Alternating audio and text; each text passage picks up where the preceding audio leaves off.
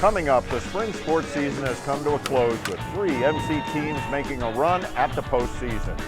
In baseball, MC has dominated Region 20 for much of the last decade, winning the region title 6 of the last 7 years and advancing to the NJCAA World Series. Did they make it 7 of 8? We'll find out as head coach Dan Rascher, his top assistant, and some of the team's key players will be with us live to talk postseason baseball. In track and field, more MC athletes qualified for the national meet than ever before, and we were there with them. We'll show you how they fared against the best in the nation. In softball, Coach Smigocki's upstart team surprised a lot of people with a winning season, which landed them the #1 seed in regionals and offered much hope for the future. And stick around as we announce the Montgomery College Student Athletes of the Year.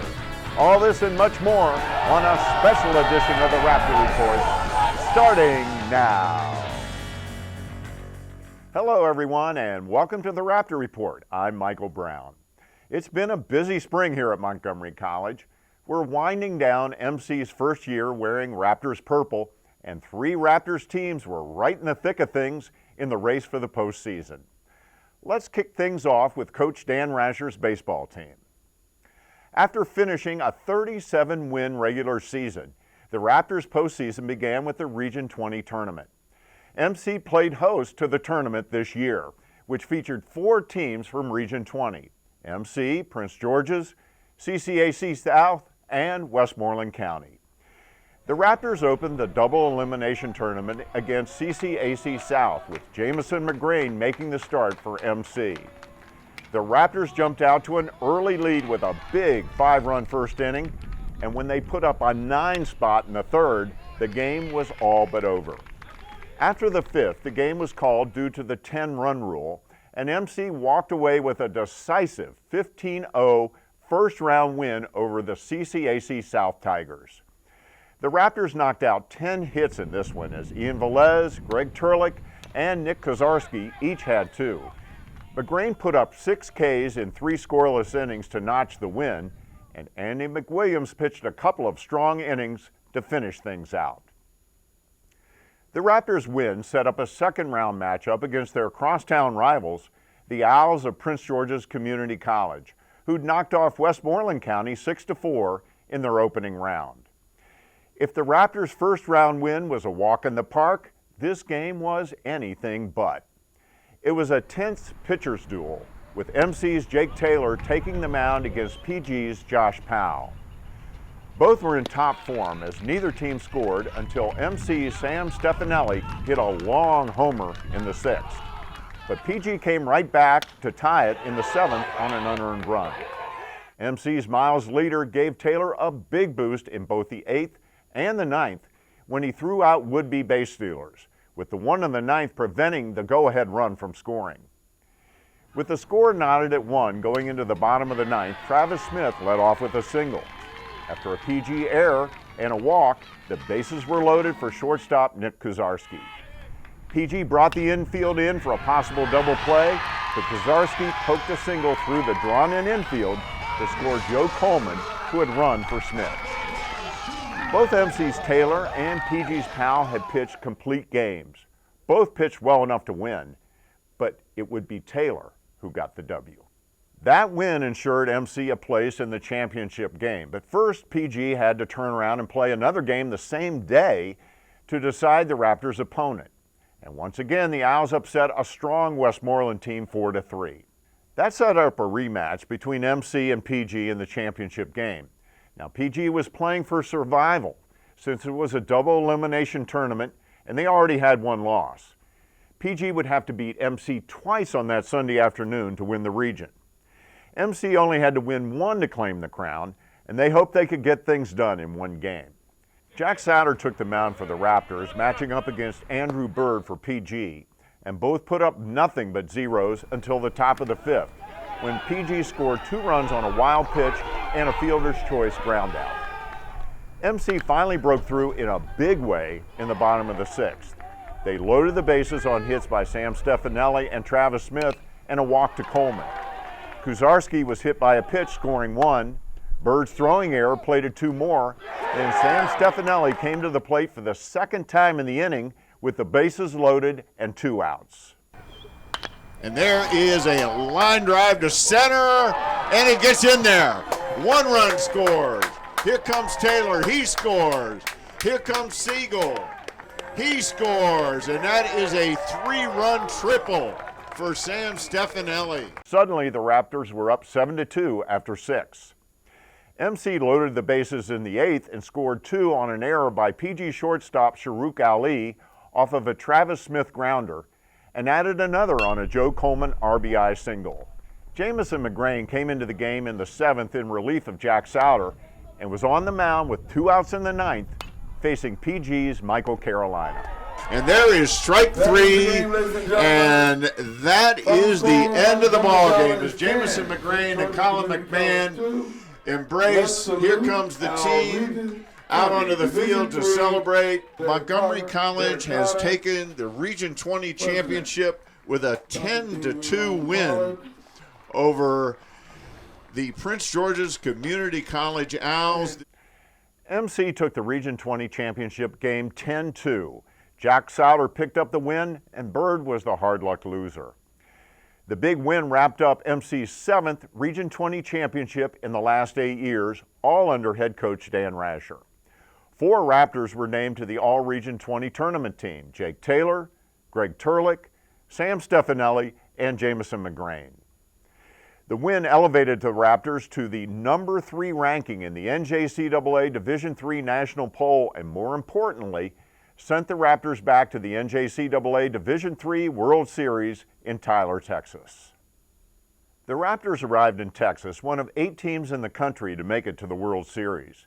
Before they took the field for their first game, though, the Raptors took part in a bit of community service, pitching in with members of some of the other World Series teams to conduct a baseball clinic for local youth in Tyler.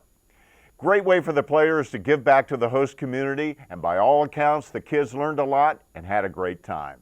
The Raptors even got some requests for autographs from the kids. Soon it was time to get down to business, and in the very first game of the World Series, 3rd-ranked MC took on the number 4 team in the nation, the Niagara Community College Thunderwolves. Jamison McGrain was on the hill for the Raptors, facing Niagara's Michael Elwood. McGrain started strongly, striking out the side in the first inning. He'd strike out 3 more in the next inning, but in the midst of the strikeouts in the second, Elwood broke McGrain's streak with a single to center, and after a walk, Patrick Quinn struck a 2-run double to plate the first 2 runs of the game. The Raptors' Travis Smith lined a single in the home half, but was stranded when a long drive by Turlik was caught on the run by Niagara's center fielder, Mike Orlowski. Niagara padded their lead to 3-0 in the 3rd, and MC couldn't answer, once again going down in order. In the top of the 4th, Greg Turlik gave McGrain a huge helping hand with a diving catch in right that saved at least 1 run. Turlik's catch seemed to inspire the Raptors as they staged a 4-run rally in the bottom of the 4th to take the lead without the benefit of a hit. Elwood, who had been dominant, seemed to come unglued. He issued bases-loaded walks that allowed Max Heldman and Jake Taylor to score, and then Turlik came in on a head-first slide after an Elwood wild pitch. That ended Elwood's day as Andrew DeWitt replaced him. But before he could wriggle out of the inning, he walked Ian Velez to force in another run that put MC on top 4-3. Again, 4 runs on no hits. The top of the 5th saw 2 of the finest defensive plays you'll ever see. Twice Niagara put a man on second, but when each tried to score on back-to-back singles, Ian Velez threw out both runners at the plate with laser-perfect throws. Velez had plenty of assistance from catcher Miles Leader, who did a great job making the difficult catch and tag as he blocked the plate on both plays. The Raptors were flying high after that stunning turn of events, but they couldn't convert that momentum into offense, as again they quietly went down in order. And that's when the wheels came off. Jack Souter replaced McGrain in the top of the 6th. McGrain had given up 7 hits and thrown over 100 pitches, but he left with the lead. Souter seemed the perfect choice to replace McGrain because he'd been very sharp late in the season and had a team-leading 2.53 ERA. But he'd had a long layoff since the regionals, and it just wasn't his day. His pitches seemed to lack bite, and he promptly gave up consecutive doubles to allow Niagara to tie the score at 4. He was also victimized by fielding miscues, including one of his own, and those misplays opened the floodgates. Souter was unable to record an out, and he was replaced by John Maloney, who didn't have much better luck, recording only 1 out as Niagara hit liner after liner that seemed to find every gap in the outfield.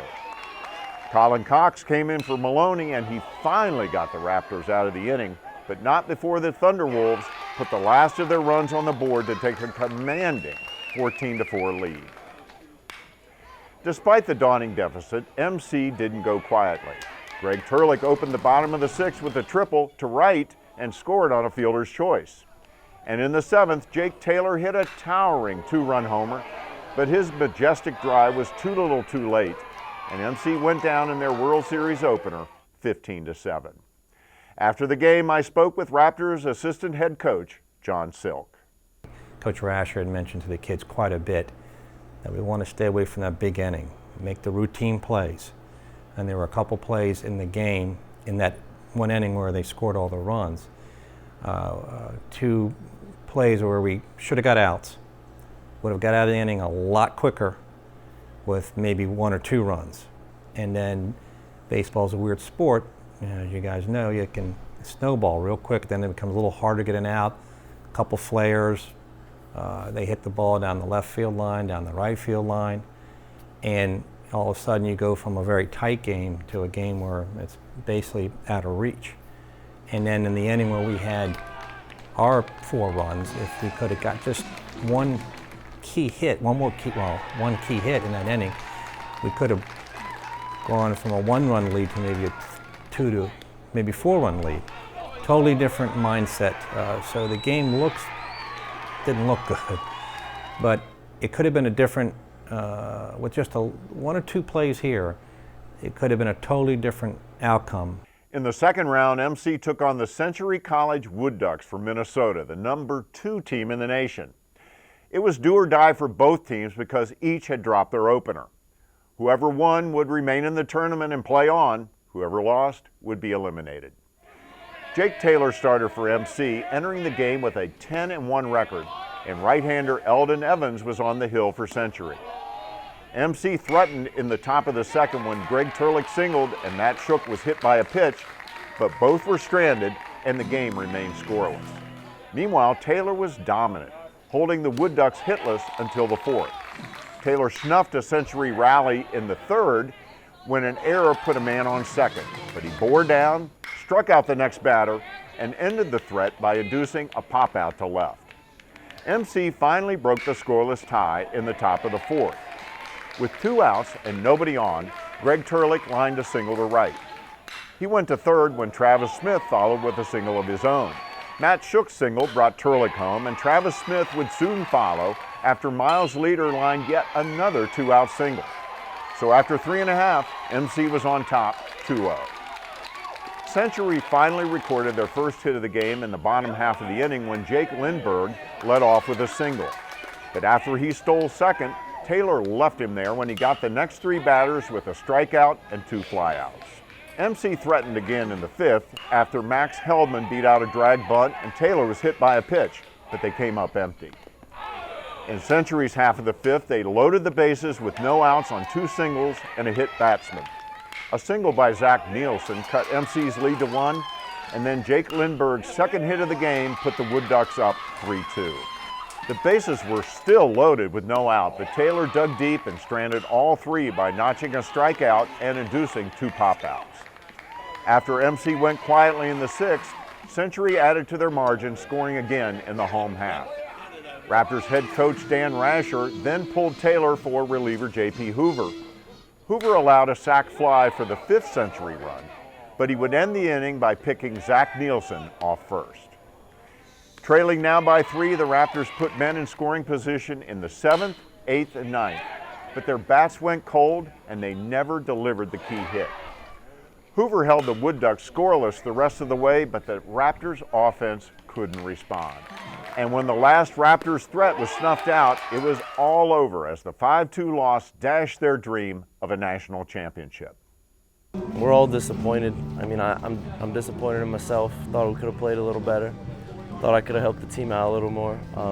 We're all disappointed. We wanted that win. We didn't want to go home. I mean, not one person here wanted to go home. I couldn't ask for a better group of guys to go through this season with. I mean, talent-wise, you know, we had a lot of fun. It's hard to go out like this, but I'm proud of everyone here. You know, we jumped out ahead of them. We had the lead a little while. They started to hit the ball a little bit and got ahead, and we just didn't hit to come back.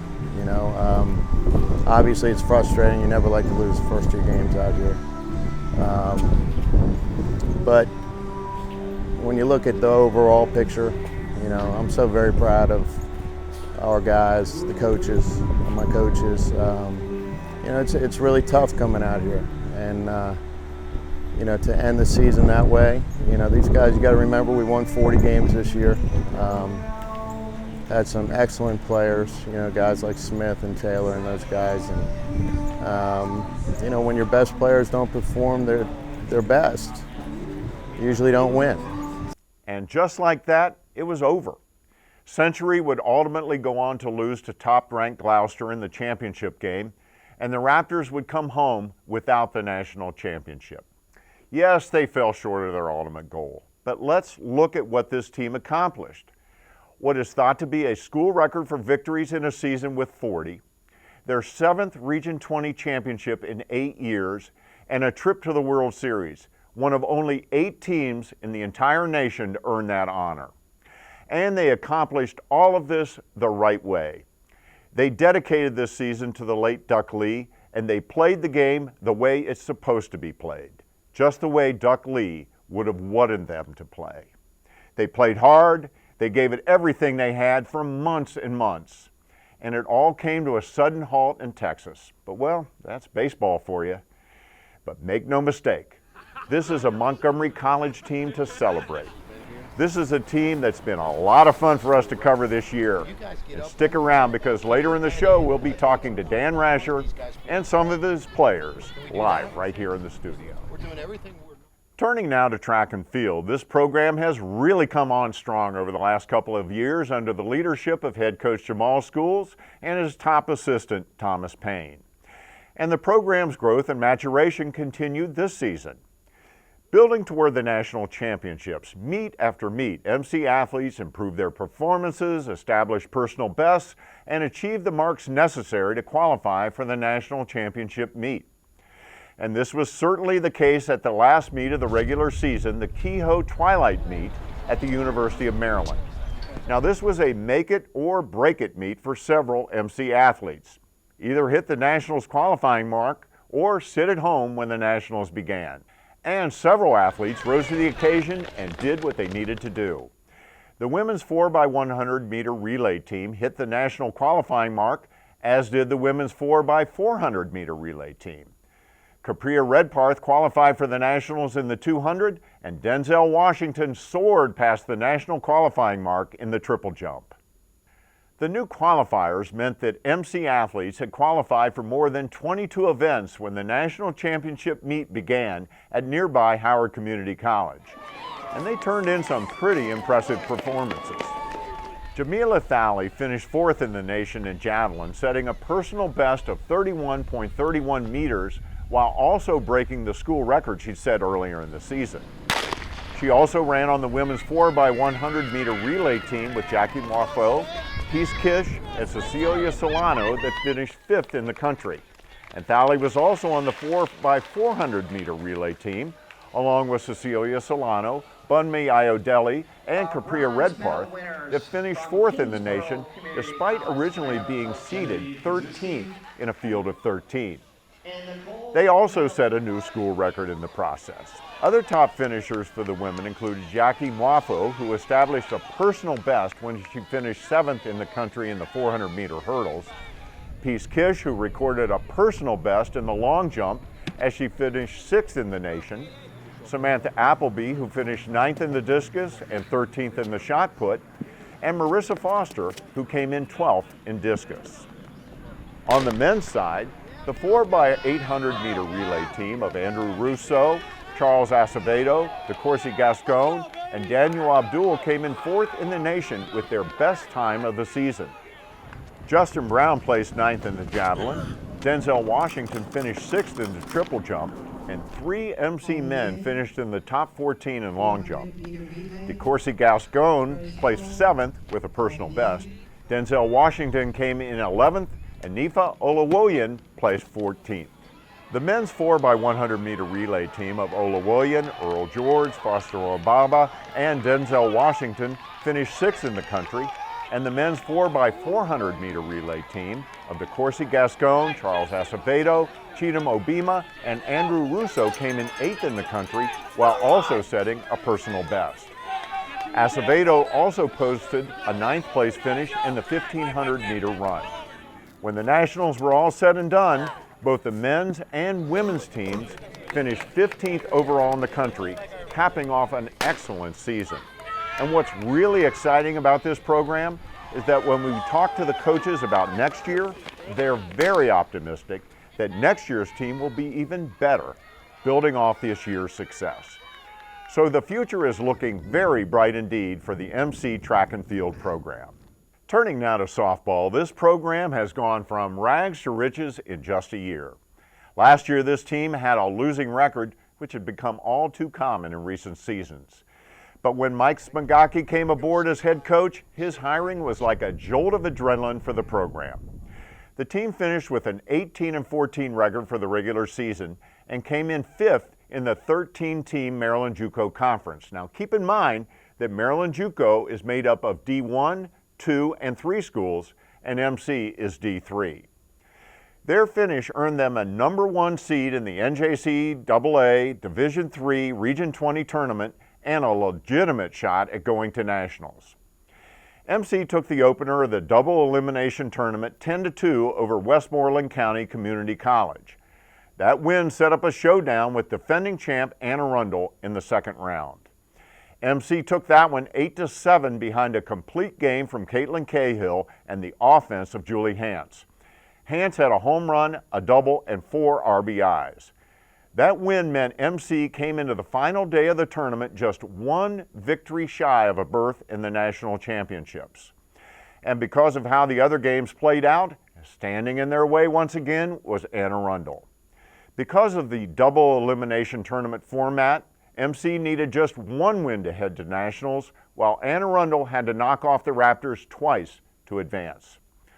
Arundel took Game 1 6-2 despite a fine pitching performance from Hance, who also had 3 hits and an RBI. That Game 1 result set up a do-or-die final for both teams. The winner would head to nationals. Arundel jumped off to an early lead, but MC fought back from a 3-run deficit to tie it in the 5th. But a well-placed Arundel line drive in the 6th broke the tie, and MC lost a heartbreaker 4-3, and with it, a trip to nationals. But that tough loss doesn't diminish what this team accomplished this year. They turned the program around, and the all-star voters noticed. Julie Hance was named to the NJCAA All-American Second Team. Hance, Caitlin Cahill, and Jessica Harding were all named to the Region 20 First Team. And Hance was also made First Team All-Maryland JUCO, while Cahill was named to the Second Team. A great season to be sure, and we're looking forward to seeing how Coach Smigocki and the Raptors can build on their success next season. Now it's time to announce this month's MCTV Sports Student Athlete of the Month. Since we've been talking softball, it's only appropriate that our choice this month is Raptors starting shortstop Jessica Harding. Jessica is a sophomore majoring in health sciences, and according to Coach Smigocki, her hitting, defense, and aggressive base running were primarily responsible for the team's hot streak the last month of the season, which propelled the team to the #1 seed in the Region 20 tournament. She played very well during the regionals and was selected to the Region 20 All-Tournament team. During the regular season, she hit .412 with a .588 slugging percentage and a .464 on-base percentage. She led the team in runs scored with 37 and stolen bases with 10. She was second on the team with 9 doubles and also second with 4 triples. And she struck out just 3 times the entire season. But perhaps most importantly, according to her coach, she was the hardest worker on the team and one of the most dedicated and determined athletes he's ever coached. And he knows her well because he's coached her since she was in the 3rd grade. Unfortunately for MC softball, Jessica has completed her career here and will now move on to Shippensburg University in Pennsylvania next fall. Congratulations and good luck to you, Jessica. We've got to take a quick break, but stick with us because coming up next, we'll be talking live in studio with MC Baseball head coach Dan Rascher and his assistant head coach, John Silk. You're watching the Raptor Report. Whether you're a recent high school graduate, career-changing adult, or seeking professional or personal development, Montgomery College has what you're looking for. We offer more than 130 programs of study as well as workforce development and continuing education to prepare you for a rewarding future. Take advantage of our small class sizes, award-winning faculty, and flexible scheduling. Evening, weekend, and online classes offered. Apply today. Montgomery College, endless possibilities. 240-567-5000.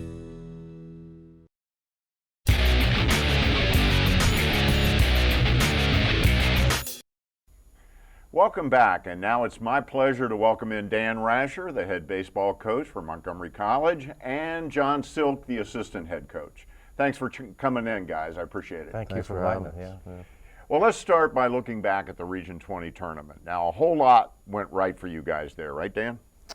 Yeah, I think the kids played hard. We had a couple very close games, which I thought got us ready to go for the World Series. We got through those games. PG gave us some good challenge, and our kids rose the occasion, and we got through the tournament. John, it's nice to see PG building up their program again. It's really nice to see that we could have a really good rivalry there. Yeah, you know, their record wasn't as good as you thought it would be. So maybe they had some injuries earlier in the year, but the staff we saw in the tournament did very, very well. I mean, you obviously saw quite a bit. We televised the games, and I was very impressed with, especially that one kid that caught and pitched. Chris Brown. Yeah. Chris Brown. Related to you? No. No, but it's going to be good for the region. It makes the tournament better. And they're going to be a force to be reckoned with. All right, so then you moved on to the World Series where, frankly, things didn't work out as you'd hoped. No, anytime you lose the first 2 games, it's disheartening. But like I told you before, I'm very proud of, how we prepared the kids, getting ready to play. I thought we were well prepared. We just couldn't finish the game. So we had leads in both games, late in the game, and we just couldn't get the job done at the end. And anytime you lose your first 2 and you're the first team out, that's it's not fun. No, it's not. Now, I know how competitive both you guys are, and after spending some time in Texas with you, I know it even more. But, that World Series, the little bit of a bitter pill there, it really shouldn't take away from what you guys have accomplished this year. I mean, you set a school record rather, for victories with 40. You won your 7th out of 8th Region 20 championship, 7 out of 8 since you've been the head man, Dan. John, you've been there as an assistant head coach. Went back to the World Series, one of only 8 teams in the country to do so. You had 4 players make the all-region team. You had Jake Taylor make all-Maryland JUCO. I mean, it's a heck of a year. I mean, a lot to be proud of. Absolutely. It's a lot of hard work. The players start in end of August, 1st of September, in that range, and doing the fall ball and workouts, and then clinics in this wintertime to get ready, raise money, all that kind of stuff. So, yeah, there's a lot to be proud about. A lot of hard work. It just, we've told the kids, out of the 8 teams, 6 go home early and are disappointed. There's 7 out of 8 are disappointed at the end. So, but overall, 40 wins, and a tough schedule, I think we got a lot to be very positive about. Well, I agree. And you know, the other thing that I took away from the World Series is that you guys played with a lot of class. There was no helmet throwing, bat throwing, yelling at the umpire. You know, you guys played hard. You guys played the way Duck Lee, who I think you guys kind of dedicated the season to. I know you did. He played the way you guys would have, way he would have wanted you to play. Yeah, no question. We teach our guys, and we learn this from Duck and many other people. You got to respect the game, and that means no, like you said, no throwing your helmets, no cursing, no talking to the umpires. And we make a big point with our guys to discuss that and talk about that all year. And we hope it sets in by the World Series or late in the year. And I think our guys, you know, did a great job with that. You know, they played with class this year. And I'll tell you, even though you went 2 and out, so to speak, I hate putting it that way, but there are a lot of great plays in that series by the guys. I mean, Ian Velez throwing 2 guys out to play, Greg Turlik, a diving catch. Jake Taylor hit what they said was probably the longest home run they've ever seen down there in the World Series. A lot of good moments. Yeah, you know, like I said, we didn't apologize for being there. We have athletes on our team that can play just as well as those teams down there. We just didn't happen to catch the lucky break at the end to get us over the hump. And you know, Jake Taylor, he can play on any of those teams. Greg Turlik and Ian Velez, all those guys. You know, they're quality players, and you know, Travis Smith too. And we can hold our head up high with it, knowing that we have a pretty good team. All right, we only have about a minute left, but I do want to real quickly touch on recruiting and the core that you have coming back next year. I know you're losing a lot of real valuable players, but you have a good solid core coming back, and then recruiting starts yesterday, right? Oh yeah, oh yeah. We're getting a lot of calls from the county kids. You know, we expect to have a lot of kids try out in the fall. You know, last year we had 70. I'm sure that number is going to be at least that this year. We've got a lot of big holes to fill, you know, with the middle lineup depleted, you know, with Travis and Turlik and Taylor. But we have some young guys. We have half the kids were freshmen this year, and I thought they had a valuable experience at the World Series. And hopefully, you know, their goal is to get back there and see if we can turn the tide a little bit. Well, I'm sure they will. And again, I want to thank you both for coming in today. I really want to thank you for being great hosts down in Texas. I really enjoyed my time with you guys and with the team, getting to know everybody a little bit better, being kind of up close and personal. It was a great experience for me. So thanks a bunch for coming in, and congratulations again on a great year. And stick with us, because I'll be right back with 2 of the key sophomores from this year's World Series team, Greg Turlik and Travis Smith. You're watching the Raptor Report.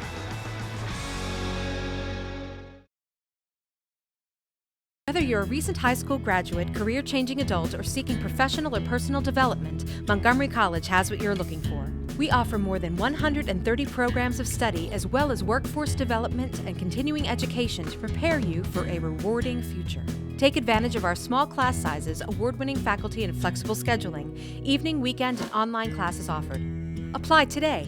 Montgomery College, endless possibilities. 240-567-5000.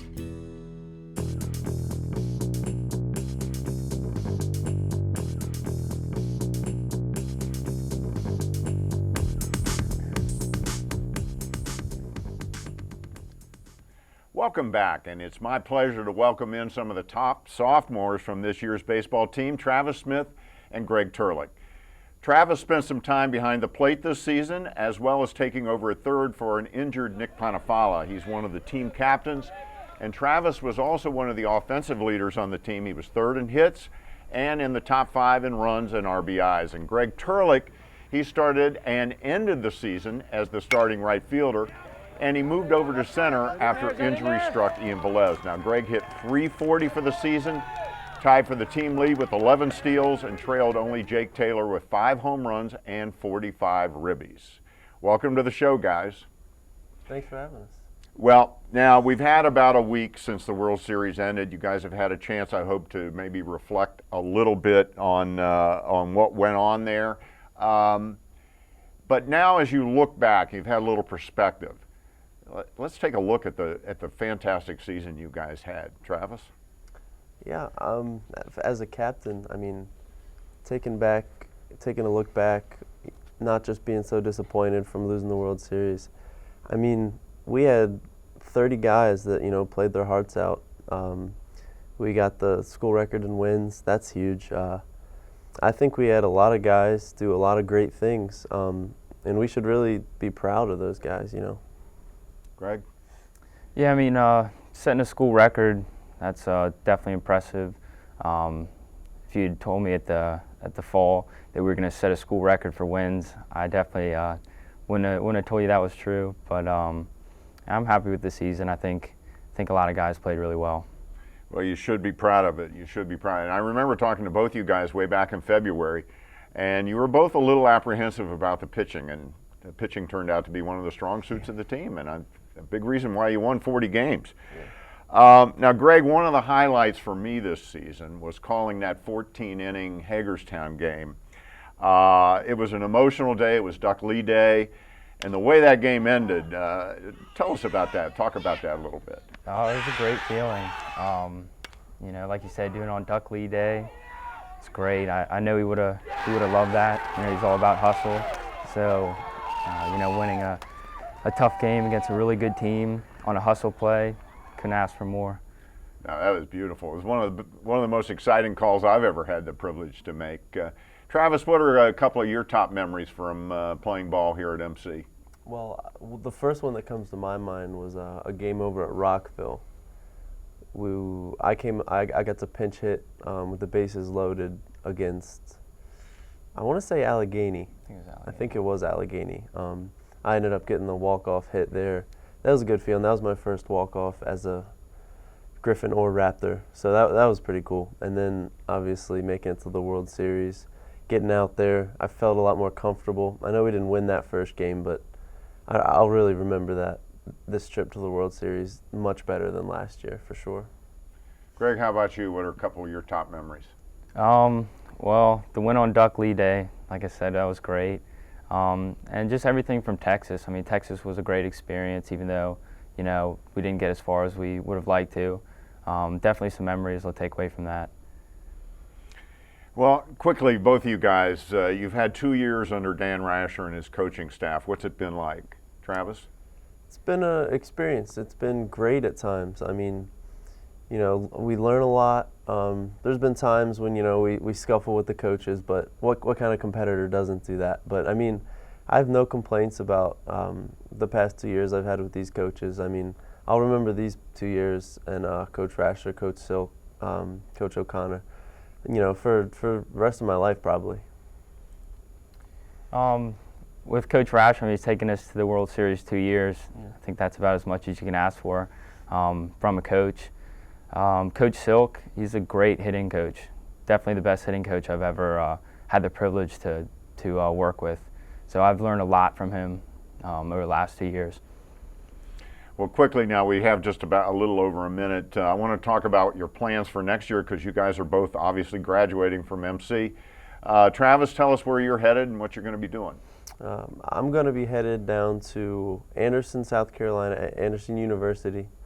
I'll be studying, working my way towards a kinesiology major, and hopefully go into some physical therapy after that if baseball doesn't work out. But that'll be my first try as baseball. Very good. So good luck with that, Greg. I know you're sifting through some stuff. Yeah, I'm not 100% sure where I'm going yet. I'm trying to find the right combination for civil engineering and baseball. I'd like to accomplish both at the 4-year school I go to. So I'm still looking for the right fit. I'm sure you'll find it, and I'm sure both you guys are going to have nothing but success the last couple of years of your college career and beyond. I've been very impressed with you guys. I want to thank you both for coming in, and I want to thank you both for what you've done for Montgomery College. You have, both of you, well, the whole team, but both of you have really really represented the college well, and I think the college has a lot to be proud of with you two guys. Thank you. So stay right where you are, because up next we're going to meet two of the top freshmen from this year's Raptors baseball team, Ian Velez and Andy McWilliams. You're watching the Raptor Report. Whether you're a recent high school graduate, career-changing adult, or seeking professional or personal development, Montgomery College has what you're looking for. We offer more than 130 programs of study, as well as workforce development and continuing education to prepare you for a rewarding future. Take advantage of our small class sizes, award-winning faculty, and flexible scheduling. Evening, weekend, and online classes offered. Apply today. Montgomery College, endless possibilities. 240-567-5000.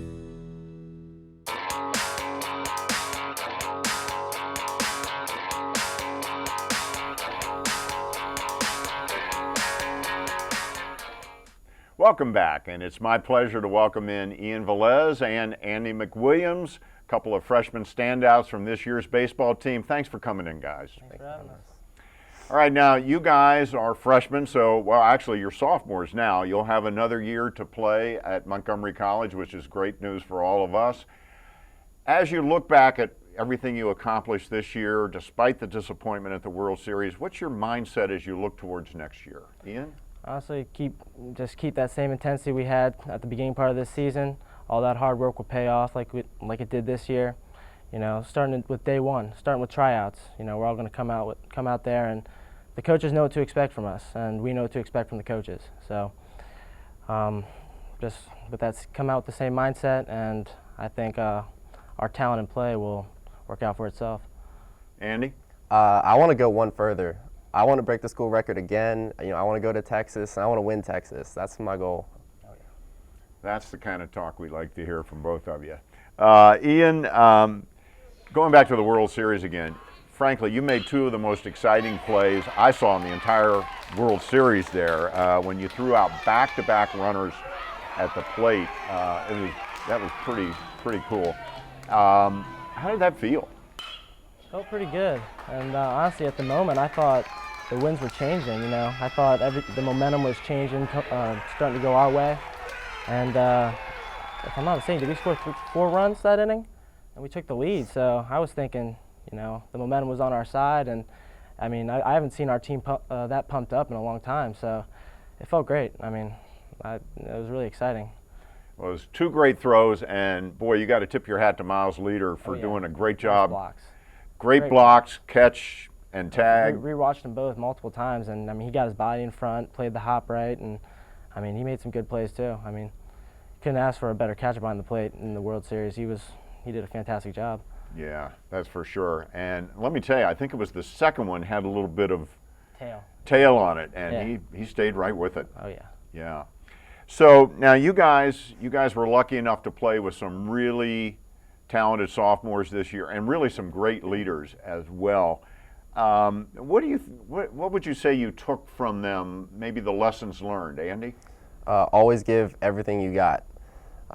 Work hard, and never, like, the main thing was never give up. Like, I know there was a couple games like we were down, and our whole spirit was just kind of wasn't there. And I know they're always like, "Come on, guys, like let's go." And then sure enough, you know, we'd score a couple runs and we'd tie it up, and then all we have to focus on is scoring that one extra run, and we'd most of the time end up doing it. So that's the main thing I took away from that. Ian? For me, it was maintain that same intensity we've had throughout the game. I mean, I noticed when we're down in intensity and, you know, we're not that active in the game, we're slow hitting. We're not stringing these hits together. You know, hitting's contagious. So we have to get our whole bench going. And when the bench starts going, I mean, we were able to score some runs. And the sophomores really were able to bring that. Like Jake and Jameson, they were really intense on the bench. And they really emphasized getting up and talking up your players and picking them up when they get out. So, I mean, that's something we'll be doing next year as sophomores, trying to keep that intensity up and, you know, stay live out there. One quick thing, we have about a minute and a half to go. You guys have both made a huge transition. I know from high school, all of a sudden you're playing college ball, Region 20 Championship, World Series. How have the coaching staff helped you make that transition successful, Andy? A lot with the practice. Like, practicing has been a big thing. they ask a lot from you, and honestly, the drills that they have us do, like I'm probably in the best shape I've ever been in. So that helps a lot during the season, and having all these extra games and stuff. It's a lot more intense, but I like it a lot. It's been a great experience, and I can't wait for this coming year. Ian? Honestly, there's jumping from high school to college. I mean, it's a huge transition. I mean, going from playing 16 games in high school or 17 games to playing 56. I mean, that's huge. And not just that, we're practicing every day, starting in August, all the way through, what, June 1st? I mean, that's huge. I mean, the main thing was keep your body in shape. You know, you give it your all in practice, it'll all pay off on the field. So, I mean, that's the biggest thing. Just work hard in practice. Yeah, you guys have the longest season of any MC sports team. You go from August all the way through June. That's tough on the body, and of course you suffered a broken collarbone this year too. I separated shoulder.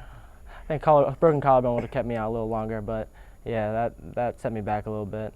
I had to go through a little bit of physical training, and Gore did a good job with my physical training and band work. She had me do a bunch of different exercises, but I mean, doing that day in and day out, once I got injured, I mean, it helped it recover, and it felt good. Going into Texas, I don't think my arms felt that good in a long time. My arm felt really good down there. Well, it sure looked it. You sure showed it. So I want to thank you guys both for coming in. I appreciate you taking time away from your summer break to come in and talk with us today. And stick with us, because up next, a look at the annual MC Athletic Awards banquet, and we'll introduce you to the MC Student Athletes of the Year. You're watching the Raptor Report. Whether you're a recent high school graduate, career-changing adult, or seeking professional or personal development, Montgomery College has what you're looking for. We offer more than 130 programs of study, as well as workforce development and continuing education to prepare you for a rewarding future. Take advantage of our small class sizes, award-winning faculty, and flexible scheduling. Evening, weekend, and online classes offered. Apply today. Montgomery College, endless possibilities. 240-567-5000.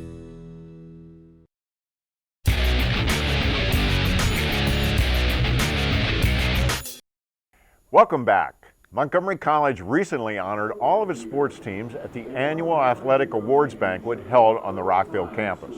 I was fortunate to MC the banquet, and MC President Dr. Darian Pollard, Senior Vice President Walker Grafea, Interim Athletic Director Derek Carter, and others recognized and applauded the efforts of the coaches and players from each of the 12 teams that MC fields.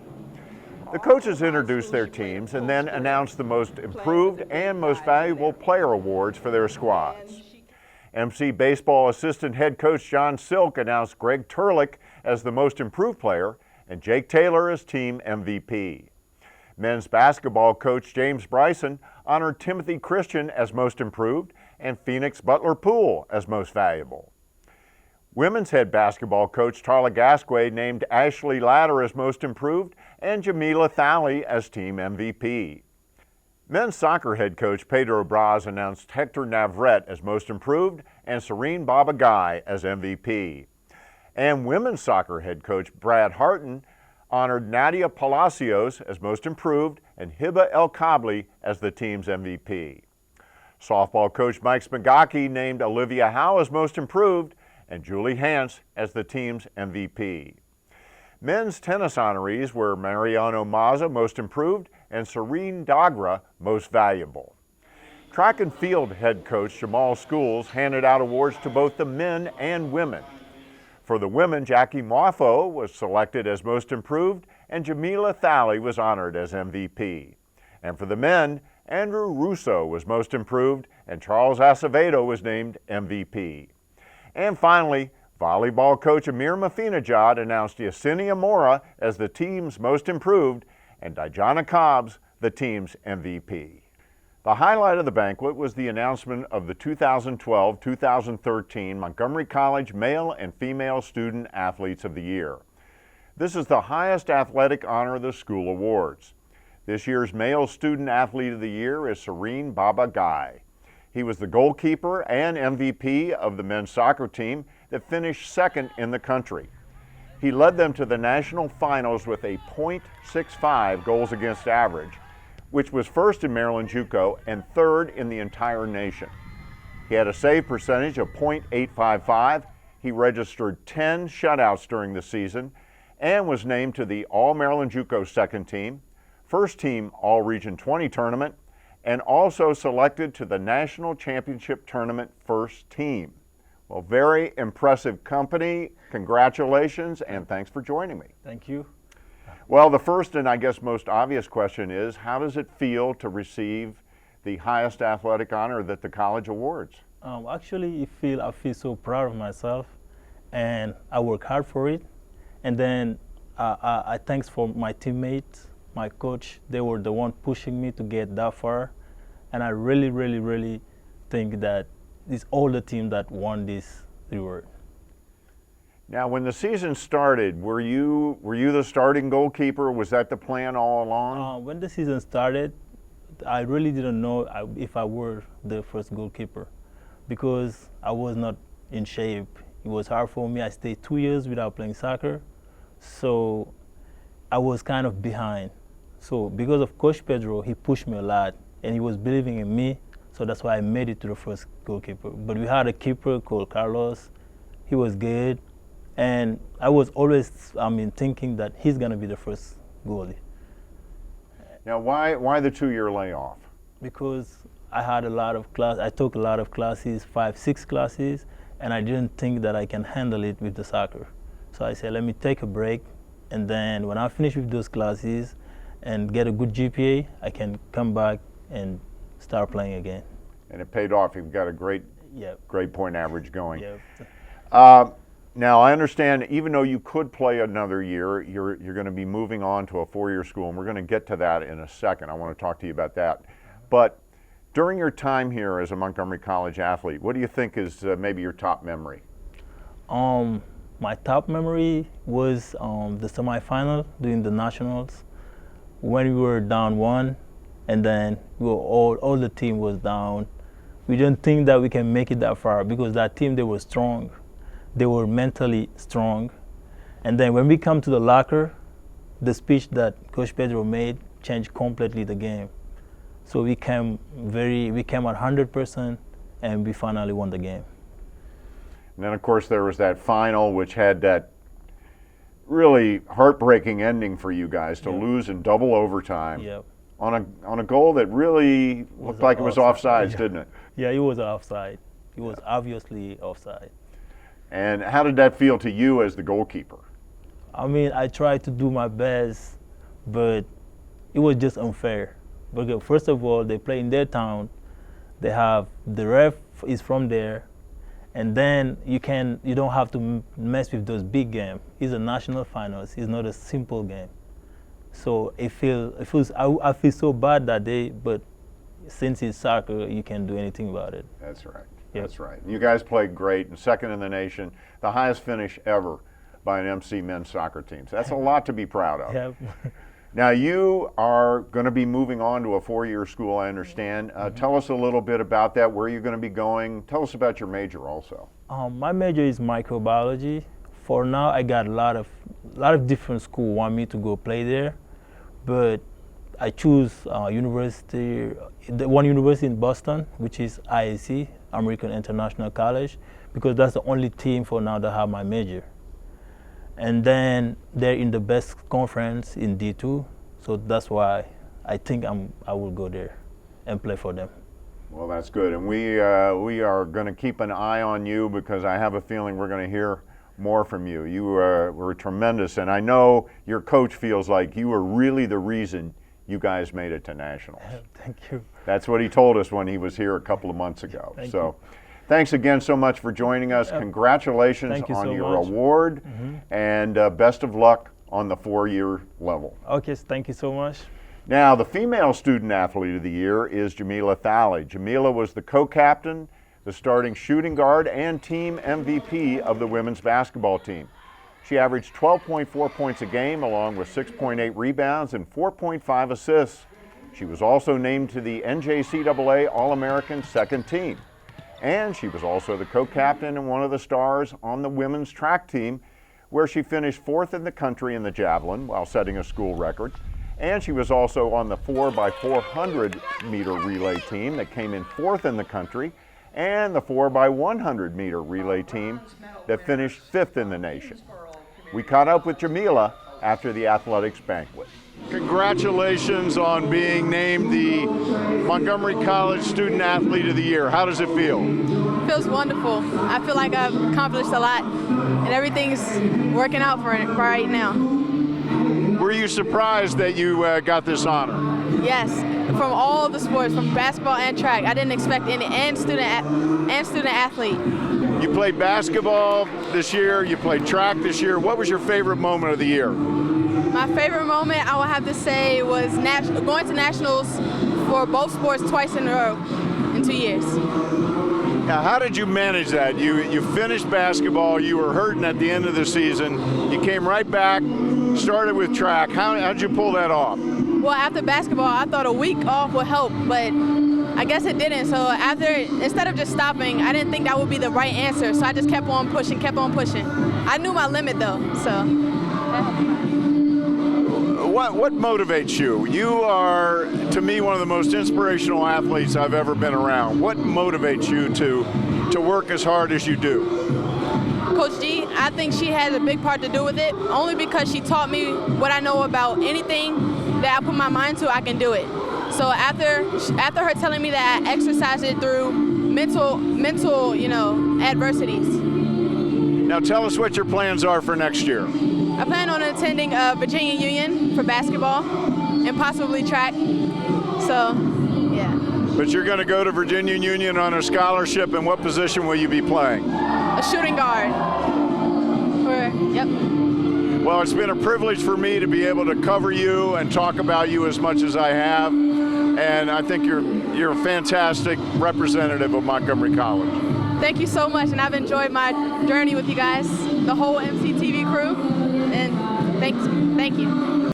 Well, that's all the time we have for this edition of the Raptor Report. Make sure to check back next episode when we'll take one last look back at the year in sports at Montgomery College. The first year as the Raptors, the first year as the unified one-college athletics program. And what a year it's been. 3 nationally ranked teams and a lot of great stories along the way. To keep up with the latest MC sports news, follow us on Twitter at twitter.com/MCTV10 and like us on Facebook at facebook.com/Montgomery College TV. Episodes of the Raptor Report and archived MCTV sports broadcasts are also available on our YouTube channel at youtube.com/Montgomery College. Lots of ways to find out about upcoming games, watch past games, or keep in touch with the latest MC sports news. Join us back here next month for our year-end special. We'll see you next time. Thanks so much for watching, everybody.